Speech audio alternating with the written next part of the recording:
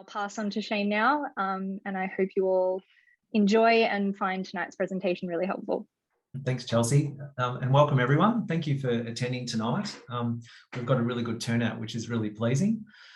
This area, estate planning, is quite a significant area and very important one for people. And what we're going to do tonight is we're going to touch on the basics, or give you an overview of what it's all about. But there's so much more to it than what we're going to cover today. And that's why it's really important after this that if there's any questions that you have, that we can address those. And then secondly, if there's any further follow-on that you need from this, we can talk about that at the end of the session as well.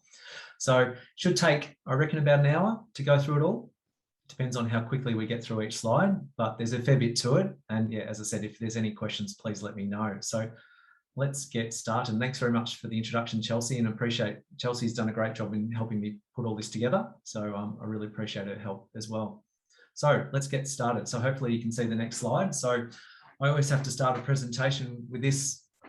This is my big disclaimer to say this is general advice only. So while we're going to talk about specific areas, obviously this is general in nature and your specific circumstances may be such that some of this advice may or may not apply to you. So don't take this as advice specifically to you. This is general advice only. If you need further advice, then we can meet subsequent to this. But yeah, just take it as on the basis that it's general in nature only. So to start off with the famous quote that probably most people have heard from Benjamin Franklin, that in this world, nothing can be said to be certain except death and taxes. And that's certainly the case. And unfortunately, they interact too. Death can cause tax, and hopefully not the other way where taxes causes death, but certainly when we talk about estate planning, most people think about death.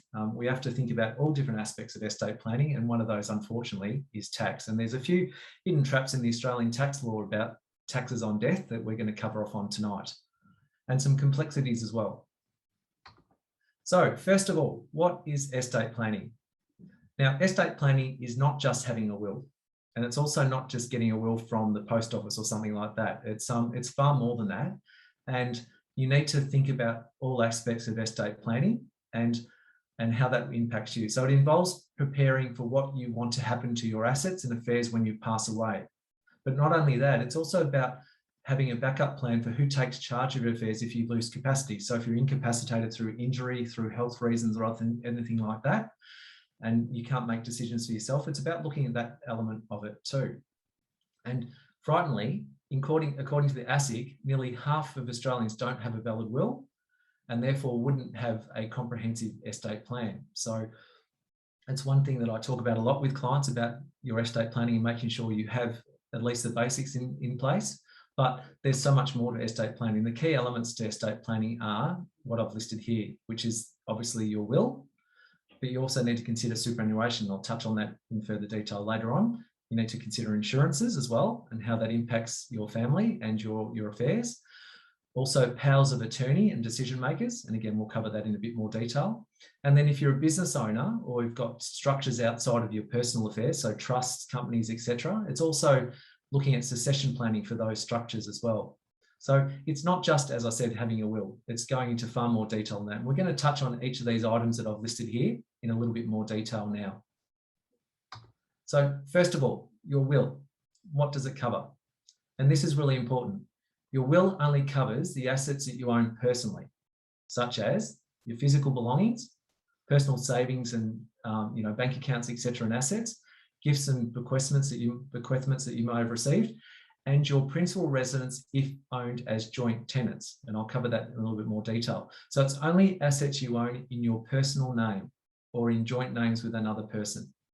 It does not include the following, or it doesn't cover the following: superannuation entitlements, unless expressly nominated. Again, we'll cover that in a bit more detail down the track. Assets held through family trusts, including business assets, and your principal residence if owned as tenants in common. And again, we'll touch on this a little bit later. So it's really important you understand that it's only assets that you own personally, nothing that is owned in trusts, companies, etc. That could mean it's shares in a company. It could mean units in a unit trust, but discretionary trusts or family trusts particularly are not covered under will. And again, we'll cover that a little bit later. So it's really important for you to understand how you own your assets, One of the things we do for a lot of our clients when we're doing estate planning, or also looking at just planning in general, is we do a title search to confirm the absolute nature of that asset and who owns, so with property, who owns the property. So what is actually shown on the title? Because sometimes there could be misunderstandings about who's on the title. Is it held in joint names or only in your personal name? And particularly that's to do with the family home. So again, we'll cover that in a bit more detail. Preparing and maintaining your will. So how do you go about it and what do you need to do? Well, the thing is you need to get professional advice on it. As I said, you've got the option of going and getting a will from the post office, or what they call a will kit. But if your affairs are quite complicated, or where you've got other substantial assets involved, then we suggest that you get professional advice. And that means speaking to a lawyer, speaking to an accountant, and then also speak to the people who will be part of your estate plan. And we'll go into that in more detail too. And for instance, the next step in this is looking at who you appoint as the executor. So it's making sure that the people you want to be involved in your estate plan are actually aware of your estate plan and what their roles and responsibilities will be in that. And one of those, as I said, is the executor. So when you set up a will, you need to appoint an executor or more than one executor to then manage your affairs when you pass. And so you need to think about who will be appointed as the executor for your will. As I said, you can have more than one executor, and it can be anyone. You can nominate anyone. It can be your spouse, it can be a friend, it can be children if they're over 18, so they must be of legal age, or it could be an advisor, or it could be a combination of all those.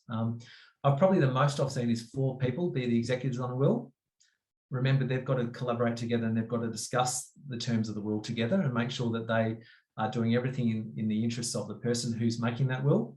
And so you just got to be mindful about how many people you do involve in that and whether you are comfortable with them making the decisions for your assets when you pass. And the key thing with this too is that the will is only activated on your death. So if you're incapacitated, the will is not relevant. It's only on your death. Secondly, if you have a will and you've had it for say 10 years and you want to update your will and you get a new will drawn, then the new will once it's been signed and fully executed, that will then replace the old will and the old will become null and void. So again, there's nothing wrong with updating and changing the will based on your circumstances changing. So that's really important.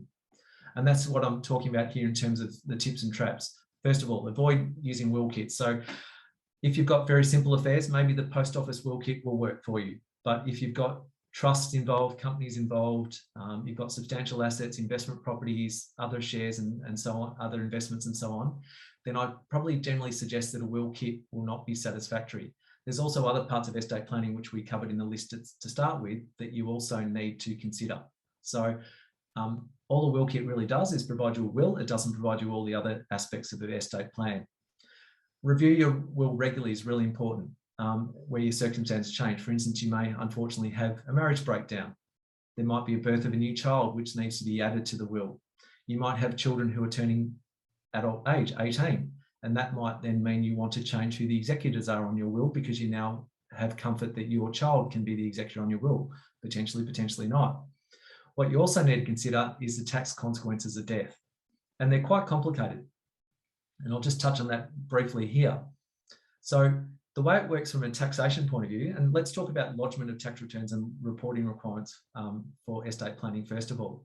So give you an example. Let's say that someone you know passes away on the 15th of April this year, 2021.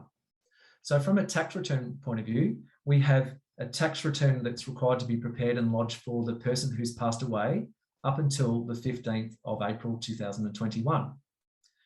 We then have to then apply to the ATO to get a new tax file number for the estate for that person. And that will be effective from the 15th of April 2021 until such time that we have wound up the estate for that person.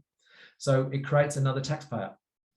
That taxpayer, that being the estate, is treated as an individual for tax purposes and gets the benefits of marginal tax rates, etc., for a period of up to 3 years. Once that 3-year period is finished, and if the estate has not been wound up yet, then we still lodge tax returns for the estate, but then we have to distribute the income from the estate, if there's still income being generated by that estate, to the beneficiaries, and then they pay the tax at their effective tax rates on that income that's been distributed. So it creates this complication. So two things with that. One is we have a tax return that's required up to the date of death, and then we apply for a tax law number, and then we do tax returns until such time that the will and the assets of the deceased have been distributed out to the beneficiary. So we've got a reporting requirement up until that point occurs. So that's really important to know. So there's a bit of obligation in terms of reporting that needs to be adhered to, and tax lodgement requirements. The other part is to do with whether the assets of the estate are capital gains tax free or not. So pre-capital gains tax assets or post-capital gains tax assets, or in the case of the principal residence, which is tax free, how we deal with that. And I'll cover that on the principal residence a little bit later. But the way it works is that if the deceased had assets which were pre-capital gains tax, which is the 20th of September, 1985, when they pass, those assets get freshened up for tax purposes. So trying to give you a very simple example. So we have an asset, let's say we bought shares in BHP in 1975, and they were bought for $10,000 back in 1975, and they're now worth $200,000 because they've gone up in value since that time. So we have a cost base originally back in 1975 of $10,000, and on death, we've got a market value of $200,000. The way that works is that on the death of the shareholder, being the person who's owning those shares in the company, we have to freshen up the cost base. And so therefore the estate then acquires those assets from the deceased person for $200,000 on the date of death. And when they transfer those to the beneficiaries under the estate, they have a cost base of $200,000 going forward. So if they then, that beneficiary of the estate, once they receive those shares, decides to then sell those shares, and they sell them for $250,000, then they only pay tax on the gain of $50,000. It's different if the shares were acquired after 20th of September 1985. So let's say that in the next scenario, that same person bought those shares for $10,000 in 1986. So they were post capital gains tax. And then the person passed away on the 15th of April, like we talked about before. The date of death is not a trigger for a freshen up of the cost base on those shares. So what actually happens is when those shares get distributed to the beneficiary, or if the estate decides to sell those shares before they go to the beneficiary, then they retain their original cost base of $10,000. So if they've gone up in value from $10,000 up to $200,000, then that gain of $190,000 is taxable. And it'll either be taxed by the estate if they sell them during the estate period, or they'll be taxable to the beneficiary when they receive those from the estate once they've transferred to them as a beneficiary. So it's really important when we're looking at estate planning that we actually consider these consequences, particularly if you've got more than one family member who's going to be a beneficiary of the will. And I've seen lots of situations in this respect where we might have a situation where they nominate the principal residence to go to one person under a beneficiary of the estate, and then they nominate the shares or the cash or something else going to another family member. And they might say, okay, let's say the property's worth $500,000 and the shares are worth $500,000. It's equal. We're going to distribute the property to someone and the shares to another person. However, there's going to be a tax consequence potentially on the shares, and there may not be one on the property. And therefore, technically, the person who may receive the shares might be disadvantaged when they ultimately sell because they've got a large tax liability that the other person may not have, who is receiving a different form of asset, being cash, property, or whatever it may be. So it's really important when you're preparing your will and considering how you're going to allocate the assets to your beneficiaries, that you also factor in the tax consequences of those assets that are held by you, and making sure that that doesn't adversely impact one person versus another who's a beneficiary of your estate. So it's really a matter of making sure you've got all the cost bases lined up, you understand whether they're pre or post capital gains tax, so you can then factor those into the assessments of your beneficiaries, and then adjust for the tax if that's relevant or applicable in your circumstance. So that's just a brief overview of some of the tax consequences of death and what it causes. We'll talk about the superannuation part of it in a little bit later. The other part of a will that really is getting very popular is having a testamentary trust element to the will. Now, what that is a discretionary, it's like a discretionary trust, and we'll cover that in a second, but it's something else that can be very useful in terms of the planning that you have in terms of your estate plan and how you want to allocate assets. So key thing with the will is one, making sure you can contemplate the circumstances that you had at the time, who the executor should be, looking at the tax consequences, and then reviewing it regularly. When we talk about review, what I actually recommend, and this is what I do with my own estate planning, is, and you might think this might be silly, but I've set up a calendar reminder in my Outlook, and if you've got iCal through Apple, Mac, or whatever it is, I set up a reminder for every 3 years for me to just pull out my will and have a read of it and make sure it's still relevant to me. And if it's not, then I will then engage a lawyer to assist me with amending that will to the way I see it fit at that time. So it's really important that you review it. You just don't set and forget, because if circumstances change, it could have an adverse impact on how your assets are allocated. Because the way it works is that whatever the will directs in terms of how you allocate the assets, that's how the executors should follow. That's what the executors should follow, because they can't deviate from that, because otherwise they may be breaching their obligations as an executor. So it's really important that you do review your will on a regular basis. So what happens if you don't have a will? If you die without a valid will, then an application for a grant of letters of administration is made to the Supreme Court. So it's outside of your family member's control, because it has to go through the process of the Supreme Court. Once you do that, generally the grant is then made to your next of kin, such as your spouse, domestic partner, or child. And there's a cascading effect in terms of what they look at, but generally it will go to your spouse. But unfortunately, you have to go through the process of applying to the Supreme Court to actually have that ratified, so then that can be put into place. And also the other thing is it can be costly too. You've got the costs of applying to the Supreme Court, and then you may actually have an executor appointed on your behalf by the state trustees or otherwise, and they charge a fee based on generally a commission based on the value of the assets within the estate. So it's really important that you don't leave this to chance and not have a will. So that's why I say it's really important to have a will, because you don't want to go through the process if you don't have one.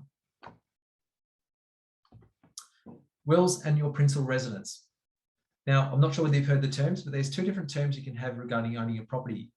You can have joint tenants or tenants in common. Now, this is on the basis that more than one person is on the title. And there is a difference between the two and how they interact with your will and also with your estate planning.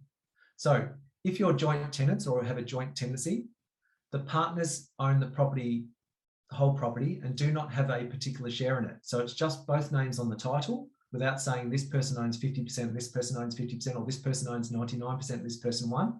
It's just that they're both on the title, and therefore they're deemed to share the property. If it's tenants in common, then each partner has their own definite interest in the property. And you might see on the title, it says, I have one interest in two, if that's 50-50, or I have 3 interests in 5, if I own 60% of a property. There's a defined interest in the property that you have.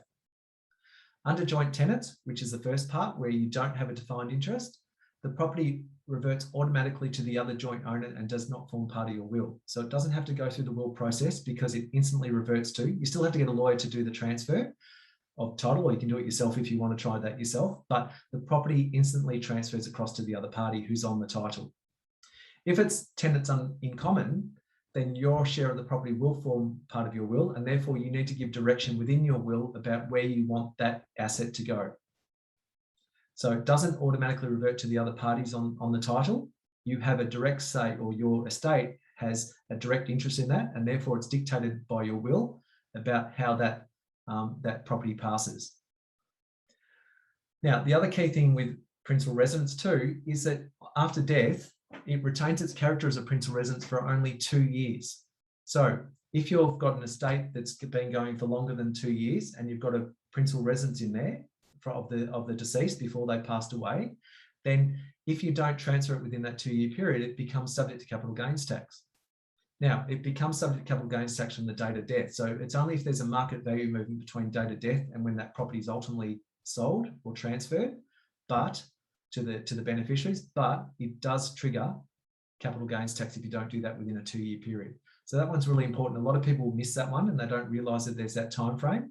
So it's really important, again, that when the executors are in control of a will, they're dealing with these matters, and particularly the principal residence, in a timely manner, so that then we're not triggering a potential tax liability down the track. I haven't mentioned in here, one of the benefits of under estate planning of transferring assets is it doesn't trigger stamp duty. So if there's a property that transfers from the the person who's passed away to a beneficiary, then that's not deemed to be a disposal for capital gains tax potentially at that point. But when you sell, yes, it will be. But for stamp duty, there's no trigger of stamp duty, even though there's a transfer of title. So death is one concession where there's no stamp duty on the transfer, but it has to follow the directions of the will. You can't then just nominate another party to own that property under the will if they're not named in the will as being a recipient of that property, because that will trigger stamp duty. But if they're following the directions of the will, then that property can transfer without stamp duty. So a very important note. Testamentary trusts. So in your will, and these are becoming very common. So what are they? A testamentary trust is a discretionary trust created on death to manage the assets of the deceased on behalf of the beneficiaries. So what happens is that in your will, instead of being maybe a 3 or 4 page will, it turns into a 20 or 30 page will, because it talks about, it builds into the will a trust, which is only triggered on your death. So it's not relevant until you pass, until death. Then that entity is created. Again, from an accounting and an administration point of view, we have to set up tax returns for it and prepare and lodge tax returns for that entity, that testamentary trust. But there's some very good benefits on it, and I'll cover those just now. So the first benefit is that the assets of the trust are not owned directly by the beneficiaries, and therefore provide some level of asset protection. Okay, so it's good for. So I'll give you an example. And so let's say we've got a business owner and their spouse, and the spouse holds their principal residence in their own right, and the business owner doesn't hold any assets for asset protection purposes because they're a business owner and they're running risks. There might be personal liability for them being a director of the business and the risk that comes with running a business. And unfortunately, the spouse passes away. If we didn't have a testamentary trust, and she might direct all her assets to be passed on to her spouse. So therefore, the director of the business now will then have assets in their personal name, which is not good for asset protection purposes. Whereas if she had nominated to have a testamentary trust created on her death, then that asset or those assets could pass into the testamentary trust, therefore not deemed to be assets of the spouse who's the risk taker, the director of the business, and therefore those assets will be protected from any business risks that he or she may have. So that is one really strong benefit of a testamentary trust.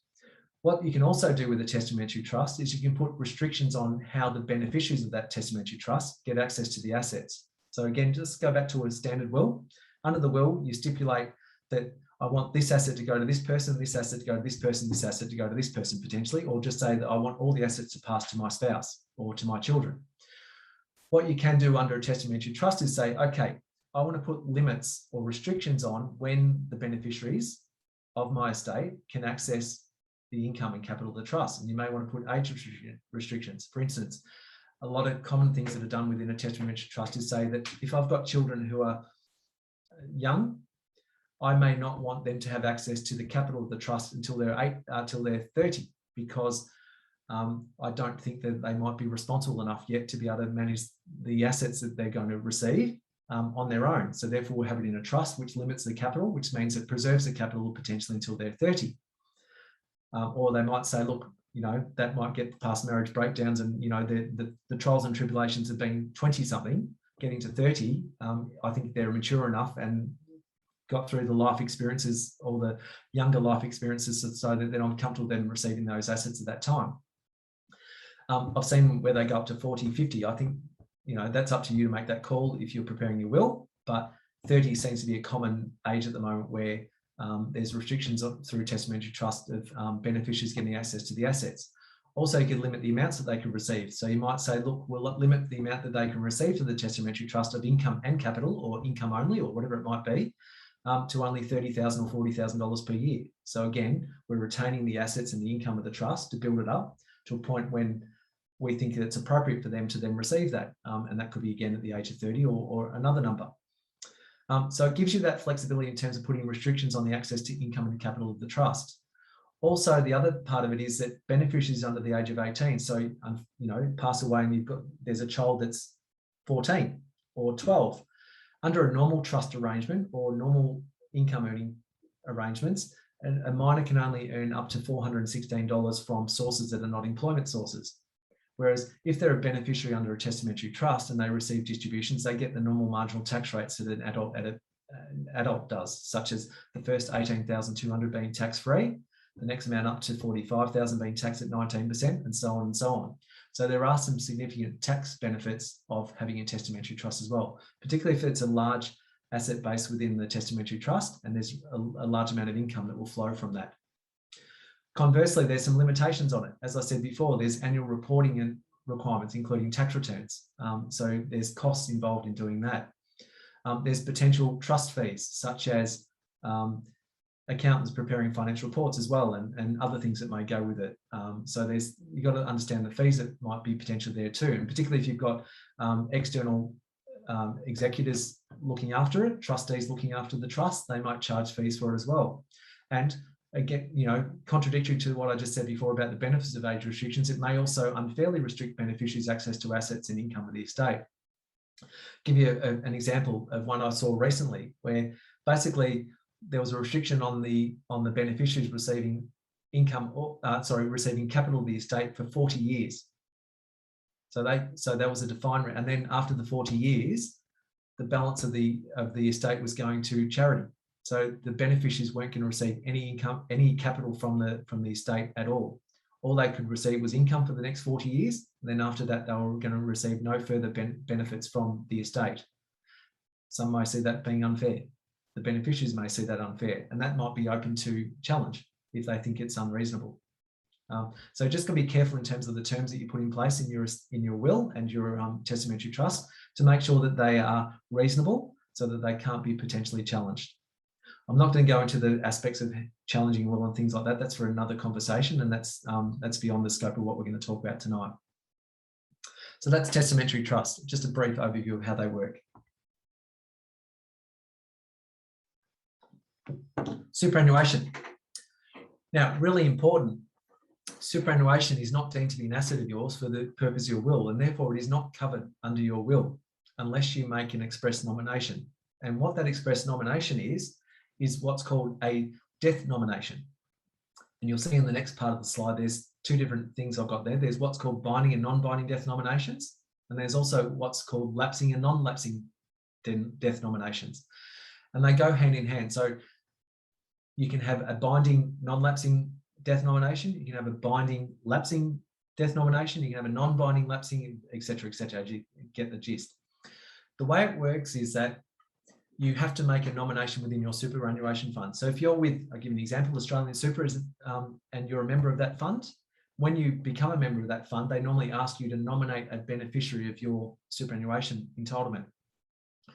And that could be one of these nominations. Now, most commonly done now are what's called binding death nominations, which means that the trustees of the superannuation fund don't have any discretion. They must follow your wishes. Whereas if it's a non-binding nomination, that means that the trustees have discretion. If they don't agree with what you've nominated, they have discretion to change that on your death without your consent or control.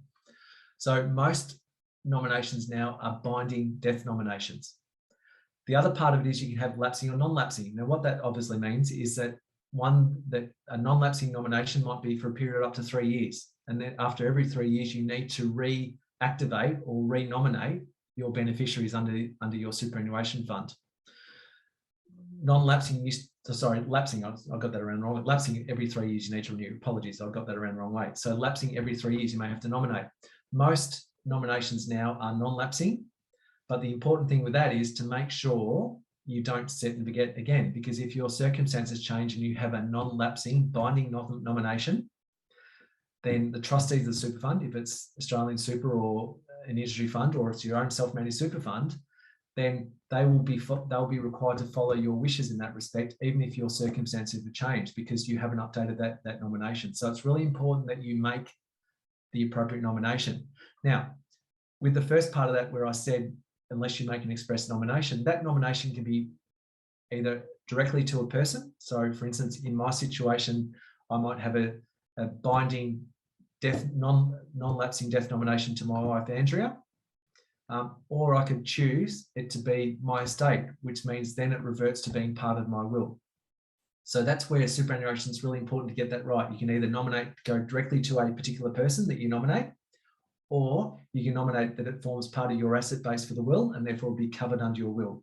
That really comes down to your personal circumstances about which method you prefer in that respect, based on your circumstances. So it's not the right answer to do one way or the other. It really comes down to your circumstances.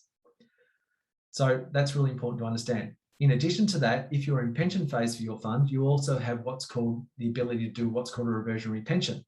And under that scenario, what that means is that if you pass away and you've got a reversionary pension in place, then that pension will continue on and will automatically revert to the person you nominate. So it might be, again, your spouse.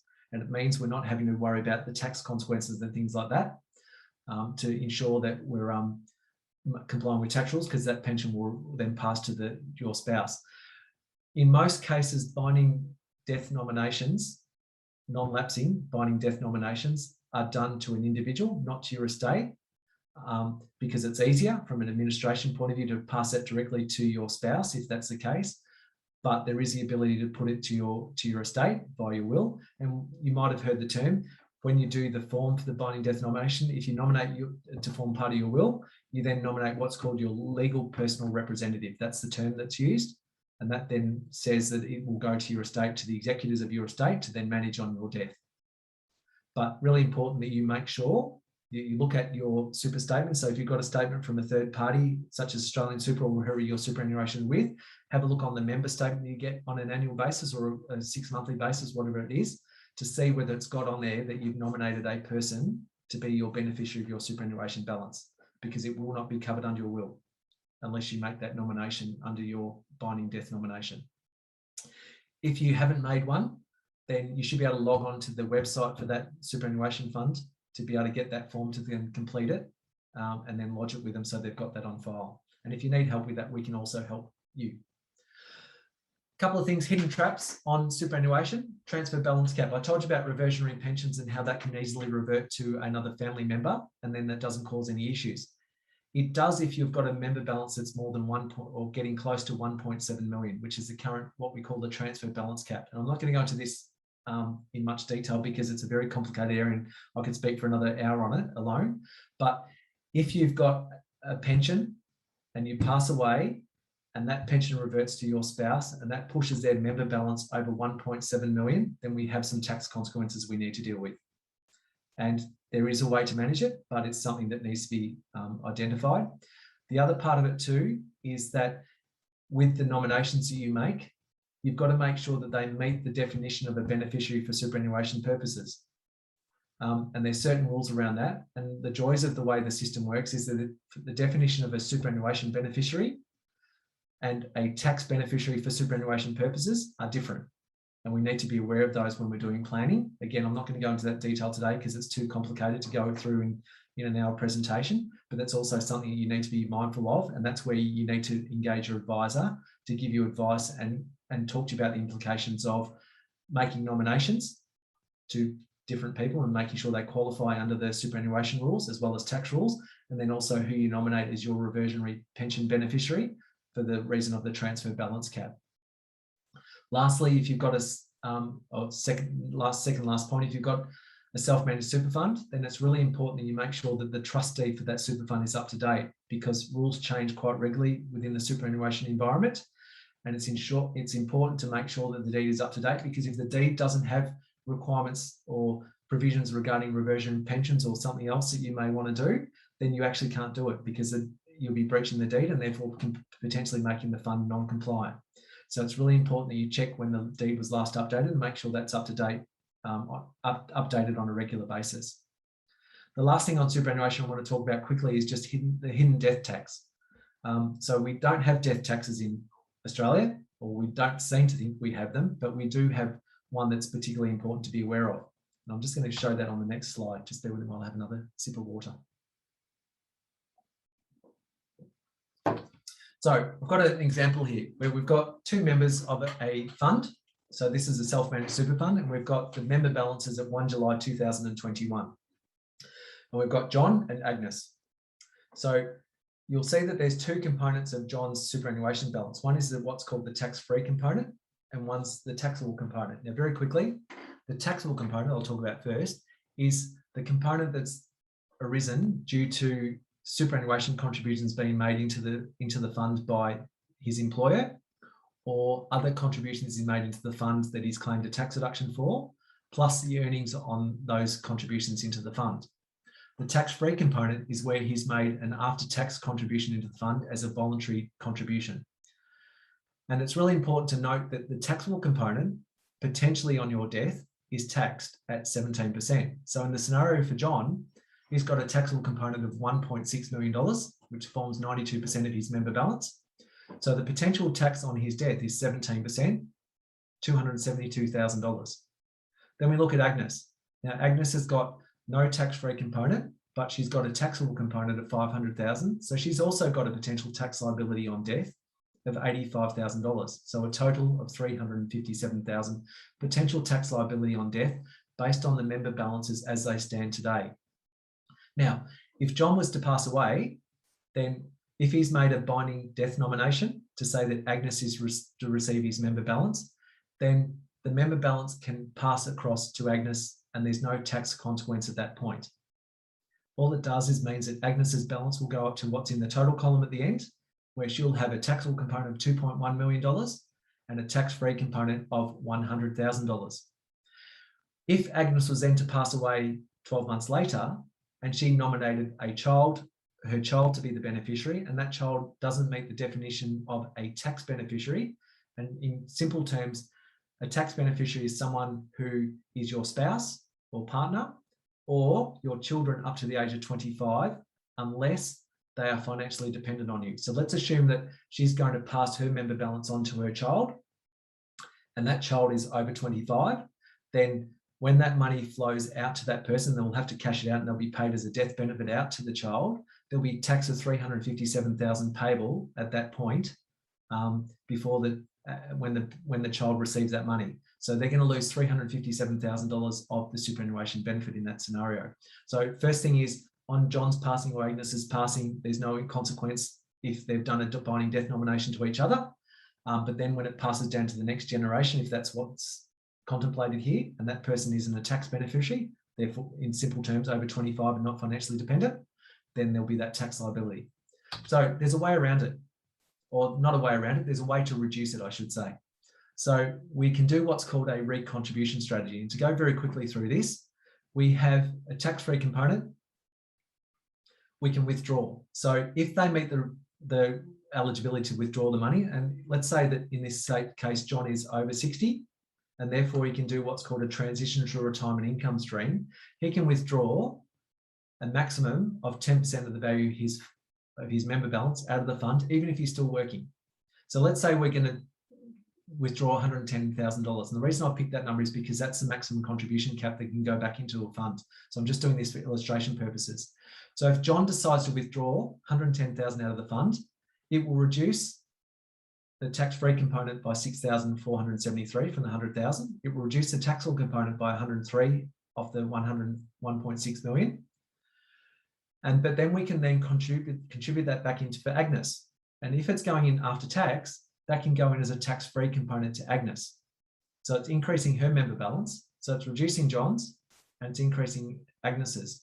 Now, there's two reasons for doing it this way. One is that it will reduce John's member balance. Remember, I talked about a $1.7 million contribution cap previously. It will have some benefits in relation to that, which again, I'm not going to go into details for. And then when it goes back in, it can go back into the spouse's name, which can equalise their member balances a little bit more, but also go in as tax-free. And what that does is that creates a revised member balance as follows. John's tax-free component drops down to $93,000. His taxable component drops down to $1.9496 million. So his member balance has come down from 1.7 down to 1.59 million. Agnes has gone up, but now her tax-free component's gone up by 110,000. And what we've done is reduce the taxable component in John's name by 103,000, and therefore saved a potential tax bill of 17,600 for when ultimately both John and Agnes pass and that member balance passes down to the next generation. So this can be done on a yearly basis and can be done for a number of years between the age of 60 potentially and 75. This is general advice only, may not apply to you, but can be potentially be done for up to 15 years. to recalibrate and change the components between tax-free and taxable. If you do nothing and this member balance is still available at the age of when both pass, then we've got that large tax liability that we talked about before, which is at 357,000. So this is a way to mitigate that tax consequence. Now, if they planned it well and they had no member balance before they pass away because they'd withdrawn it over the number of years, then that tax wouldn't apply either. So this is really just on the basis that we're assuming that that member balance will be preserved, or a fair component of it will be preserved, where we can reduce this potential tax liability by getting that taxable component down. So it's a really good strategy that we look at for clients. It may not apply to everyone, but it's something that we can certainly do with very little effort and paperwork. It just means you've got to be able to do the mechanics of making sure that money can come out and go back into the fund so that we can then affect that transaction. Insurance, very quickly. So other thing that's really important with estate planning is making sure insurances are up to date and making sure that they're relevant for you. So there's 4 key elements of insurance that I'm just going to cover tonight, and that's life insurance, TPD, which is total and permanent disability insurance, trauma insurance, and income protection insurance. Now, all play their part. A lot of people see insurance as a cost.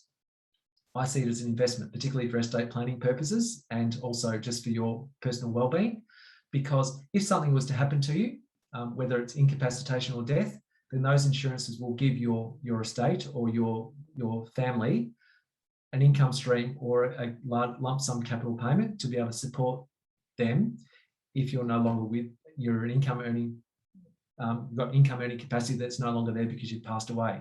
So it's really important that you make sure that you look at your insurances as part of your estate plan to make sure they're adequate. And then secondly, also make sure you check the nominations, particularly on the life insurance part of it too, because life insurance is like superannuation where you need to make a nomination about who the beneficiary is. So just make sure you review your insurance to make sure that you've got the right person as a nominated beneficiary.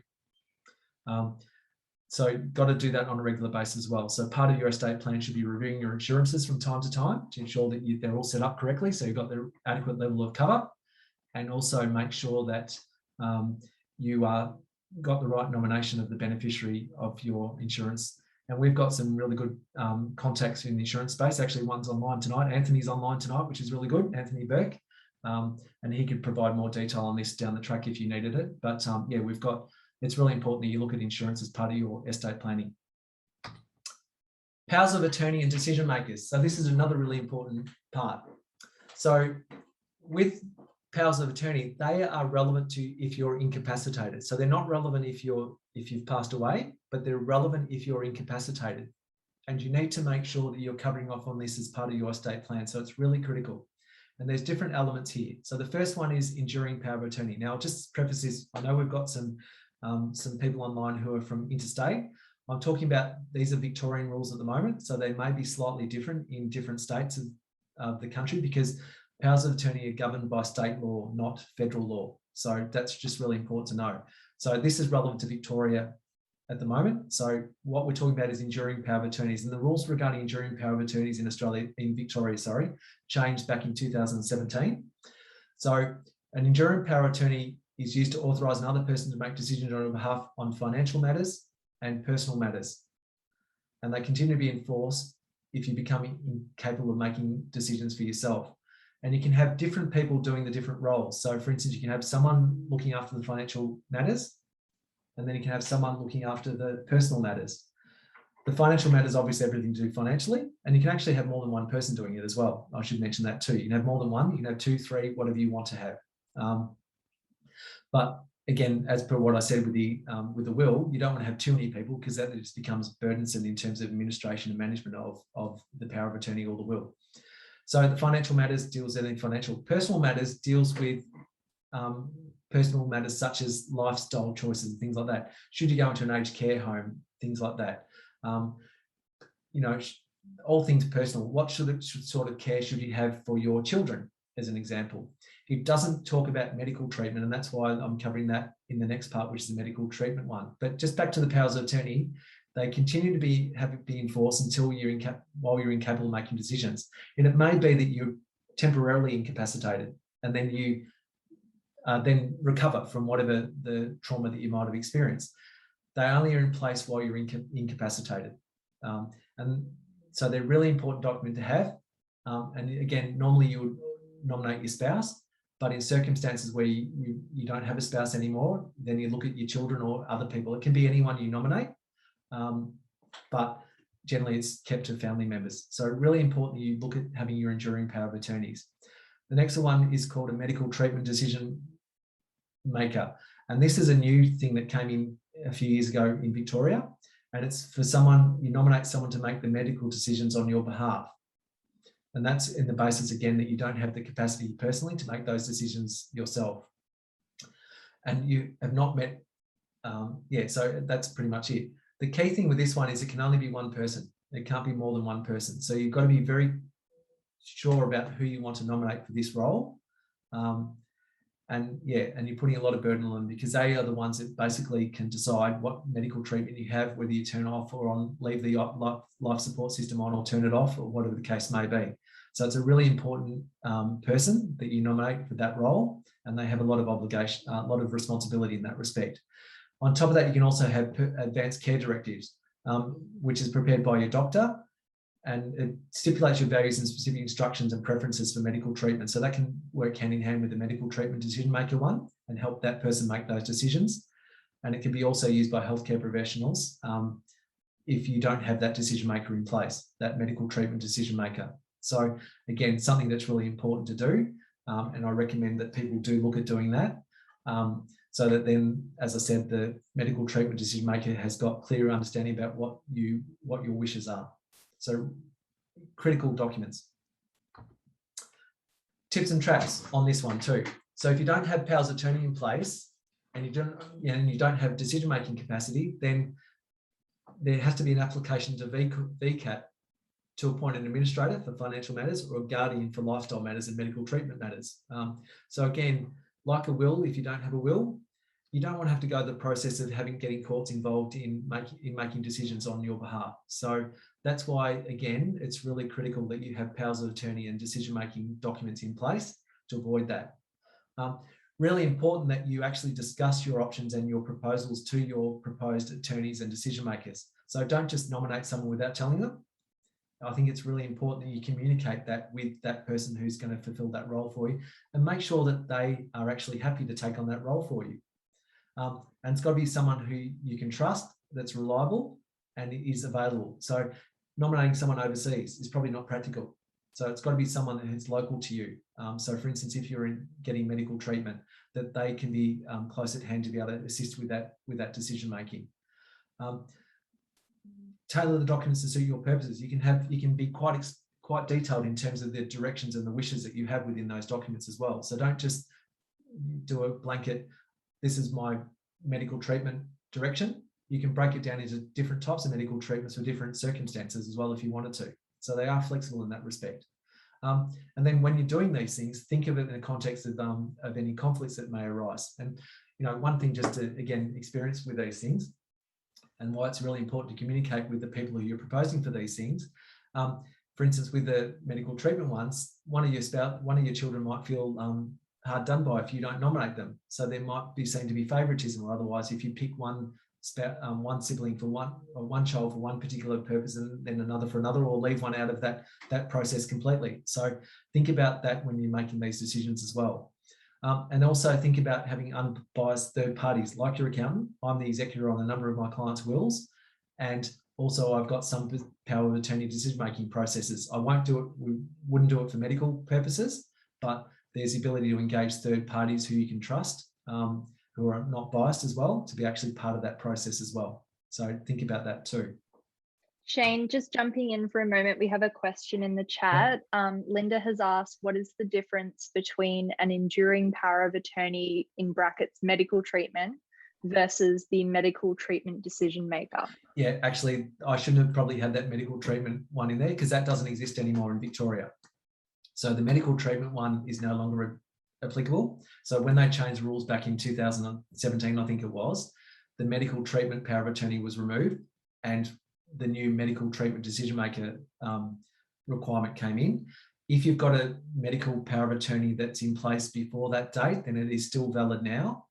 It's only if you're creating a new medical treatment, doing a new power of attorney now, that you'd have to do a medical treatment decision maker one instead. So enduring power of attorneys is only one power of attorney now, which is financial and personal matters, doesn't include medical. I hope that covers that one. Last thing I want to go through quickly is succession planning. So as I said before, family trusts are not covered under your will. So it's really important if you've got substantial assets held through a family trust, such as shares, property, your interest in your business, that trust, that discretionary trust is not covered under your will. What you've got to do is you've got to look at the trust deed for that trust to see who the appointor is. And on your death, if you're the appointor, how the replacement of you as appointor actually is facilitated by that trust. So it's really important, again, that you've got to understand that succession planning is not just the assets that you have individually, it's also covering these assets such as family trusts that you need to be aware of and you need to deal with in your estate plan. If you don't cover off on that appointor control mechanism within your trust, then that could have some serious consequences for you if you're incapacitated or you pass away. Also, if you're running businesses, look at making sure you've got shareholder agreements and buy-sell agreements. And just very quickly, what they can have is a mechanism. So if you're in a two-director business, so let's say Chelsea and I are running a business together, we're not related, we should have a shareholders agreement, which then stipulates about what happens if one person's incapacitated or one person dies, and also have linked to that potentially a buy-sell agreement, which has a mechanism for valuing the equity that I have in the business to then be sold to Chelsea at an agreed value if I pass away, or a decision that puts in place a sale of the business if Chelsea doesn't nominate to buy that equity off me. So really important that you look at shareholder agreements and succession planning at the business level as well. Also look at within your business, if the business is really dependent on you, looking at where the bottlenecks might be in your business, getting that knowledge out of people's head and onto paper, documenting that so that it's not reliant on one particular person. If they are incapacitated or pass away, how will the business function without them? So really important to look at that as well. So because you don't want to be in a situation where that has an impact on the value of the business. If someone passed away for their beneficiaries, their estate, if they're going to continue to control that business, we don't want to see the value of the business plummet because there's no one adequately qualified or to be able to run the business, or there's not documentation in place so that we can run the business and make it less centric to that business owner that remove that risk in effect is what I'm saying. Also have a plan in place for the death of a key member of your team. So replacement director is really important. So let's say that you're the sole owner of the business and you're a single director of that business. If you pass away, then there's no director of the business. What happens? Then it becomes a real issue. The estate, the shareholders will have the ability to appoint another director, but maybe you need to look at actually stipulating who you want to be appointed as a director. Do you want someone who's got experience in that business that's inside the business to be appointed that director? Or do you want to bring an outside person in to help run that business? Give you an example. I've got a client where we're doing their estate planning at the moment, and they've nominated for me to take over as the director of the business if they pass. And they've given me clear instructions that I'm in to run the business for a maximum of 6 months. And then within that 6 months, try and sell the business. If I can't, then my instruction is to wind up the business and liquidate all the assets after that 6-month period. So having clear understanding about what happens on the person's death is really important. Also got to notify relevant third parties such as ASIC. So when someone passes away, you've got to within a timely manner nominate or notify ASIC that the person has passed away. So remove them as a director of the company, transfer their shares in the company to another party. Also, look at the internal process, which I mentioned a little bit before, updating them, making sure that those internal process and procedures are relevant, and then who's in charge of those if the primary person in the business is no longer there. And then look at counselling for other team members, because it could be a traumatic time for the other team members of the business as well. So really important. And then lastly, how you communicate that to clients and customers to make sure that they don't get worried about what's going to happen to the business, and give them confidence that the business is going to continue on and they're going to get the service they will get otherwise. And also on the creditor side, they're going to get paid like they would otherwise do. So it's all about making sure there's confidence within give confidence that the business is going to continue as well. So that's pretty much it. And we're right on just on an hour. So final thoughts on this that I've got, and then we can open up to questions, is that first thing is, and this is pretty blunt, if you don't have an estate plan, then you need to get it done. Don't wait. It's not about, oh, I'll do that down the track. I'll get to it eventually. I'll get to it eventually. As I said, there's, something could happen tomorrow, heaven forbid, or, in 3 years' time, you might get ill. Having that estate plan in place now is your best protection to make sure that your wishes and your assets and your everything you've worked hard for and built up over your lifetime is going to be handled appropriately on your death and passed to the right people, and be looked after going forward and provide them the support that they need going forward. If you have an estate plan, review it regularly. As I said before, legislation changes, so the powers of attorney rules have changed. I'm not saying that's a reason to change, because they've said that the documents that are done before that are still okay, but review it regularly. If your circumstances change, as I said before, if you've got a new child that's born, if you've got a marriage breakdown, whatever it might be, just one of your executives you've nominated is you're no longer friends with them, or you're not comfortable that they're the right person for the role anymore. You've got to review your estate plan regularly and make sure the people you've nominated within that estate plan are appropriate for your circumstances at the time. And lastly on this, if you don't know where to start, contact us for help. We do this all the time, and it's something that I do a lot in. Hopefully you can see that through the presentation today, that I've got some good knowledge on this. We can be the facilitator of making this happen. You will need to engage lawyers to prepare the documentation and so on if we're involved, but we can start the process for you. We can facilitate the process with the lawyers. We've got a good panel of lawyers who can help with the documentation. We've got good insurance brokers who can help with the insurance side of things. We've got all the right people who are part of the process that we can help. We can give you the impetus, and we'll make sure the momentum is maintained. We'll follow through and make sure that it's all done in a timely manner, in a cost-effective manner for you, and that you understand all the consequences of what you're doing. So don't leave it, get it done now. And then if you need help, let us know. So I apologise if I went through all that really quickly, but I'm conscious of the time, and I hope you got a lot out of it. If there's any questions now, please let me know, and you can take yourself off mute if you like, and you can ask the questions directly.